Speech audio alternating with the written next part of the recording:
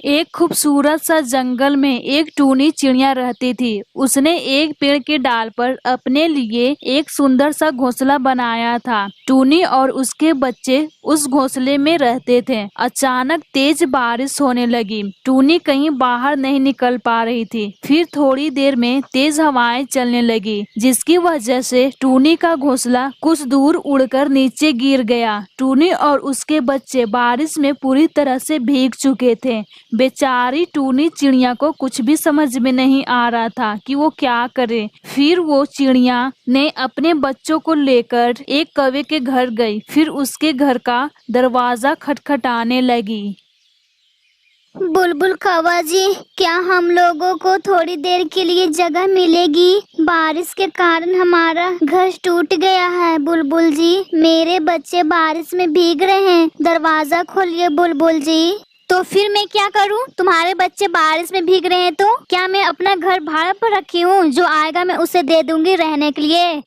बारिश बंद होने के बाद मैं यहाँ से चली जाऊंगी। मेरे बच्चे बारिश में कांप रहे हैं। दरवाजा खोलिए बुलबुल बहन जी।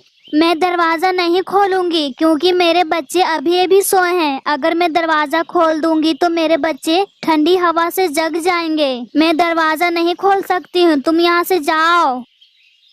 बुलबुल कौवा ने दरवाजा नहीं खोला। फिर टूनी चिड़िया अपने बच्चे को लेकर वहां से चली गई अपने पुराने घर में। कुछ महीने गुजर जाने के बाद टूनी चिड़िया का कोई दरवाजा खटखटा रहा था। कौन है बाहर मेरे दरवाजे पर? टूनी चिड़िया, मैं बुलबुल हूँ। मेरा घर बारिश और हवा के कारण टूट चुका है। टूनी चिड़िया, मेरे बच्चे बारिश में भीग रहे हैं, दया करके दरवाजा खोल दो। आज की रात हम लोग तुम्हारे घर में रुकेंगे टूनी चिड़िया। ठीक है कौवा बुलबुल, आप अंदर आ जाओ। मुझे माफ कर दो टूनी चिड़िया, मैंने तुम्हारे साथ बहुत गलत किया है, मुझे माफ कर दो। ठीक है, मैंने तुम्हें माफ कर दिया। फिर ऐसा कभी किसी के साथ नहीं करना। पुरानी बातें भूल जाओ और तुम अपने बच्चे के साथ में हम लोग के साथ में रहना, ठीक है? फिर सारे पक्षी खुशी खुशी से साथ में रहने लगते हैं।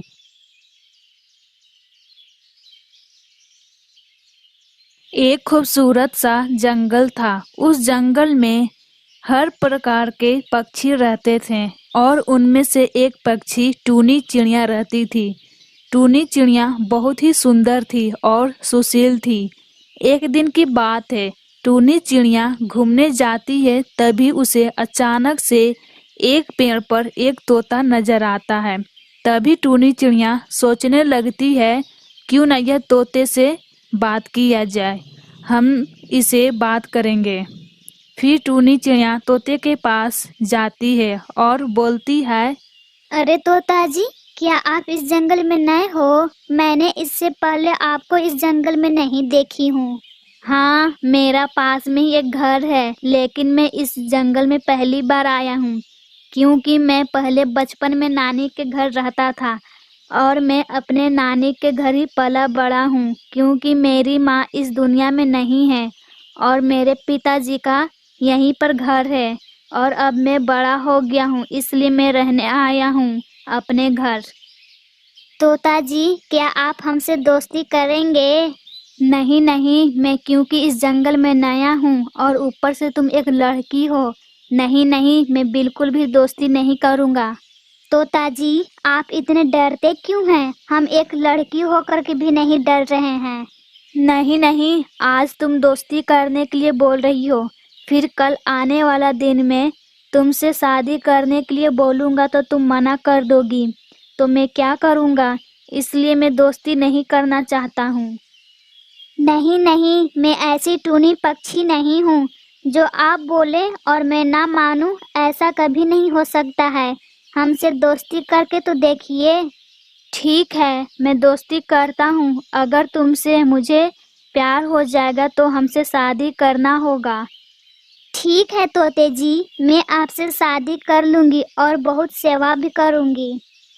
फिर तोता टूनी चिड़िया से दोस्ती कर लेता है। फिर दोनों जंगल में घूमने चले जाते हैं। ये लोग दिन भर जंगल में घूमते घूमते थक जाते हैं।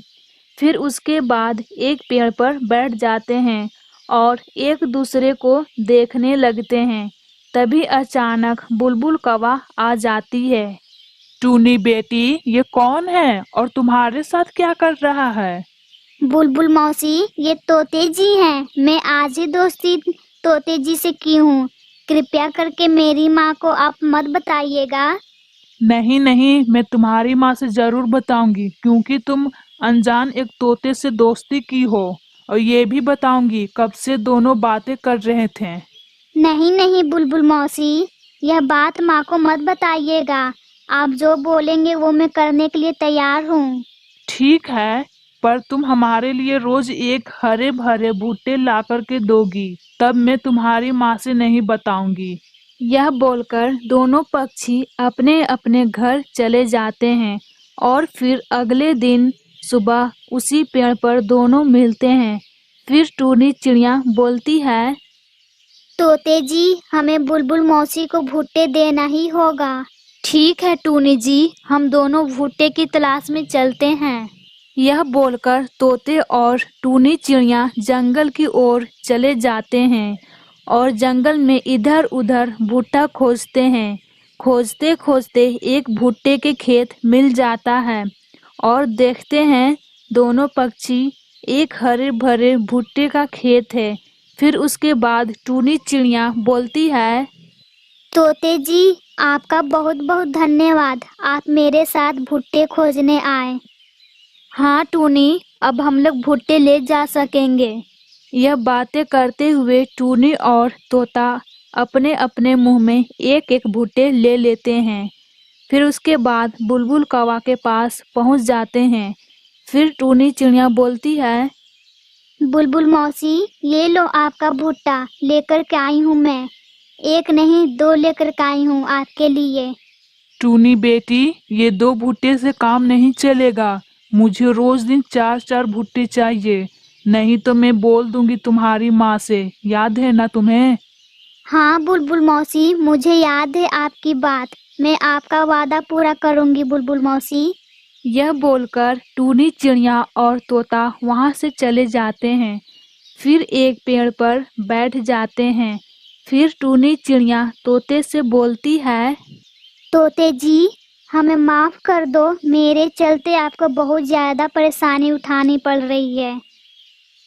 नहीं नहीं टूनी जी, आप माफी क्यों मांग रहे हैं? आप हमसे दोस्ती केवल किए हैं। मैं एक बात बोलूं, अब से हम लोग दोस्त नहीं रहेंगे। अब हम लोग अपने अपने घर चलते हैं। फिर दोनों पक्षी का दोस्ती टूट जाता है। फिर उसके बाद दोनों पक्षी अपने अपने घर चले जाते हैं।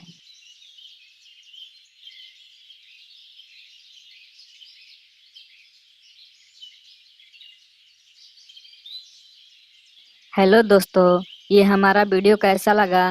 प्यार का दुश्मन अच्छा लगा तो वीडियो को लाइक कीजिए, कमेंट कीजिए, अपने दोस्तों में शेयर कीजिए और नए हो तो चैनल को सब्सक्राइब कीजिए। पार्ट 2 बहुत जल्दी आएगा, अगर से आप लोग वीडियो को लाइक कीजिएगा तो। ओके दोस्तों।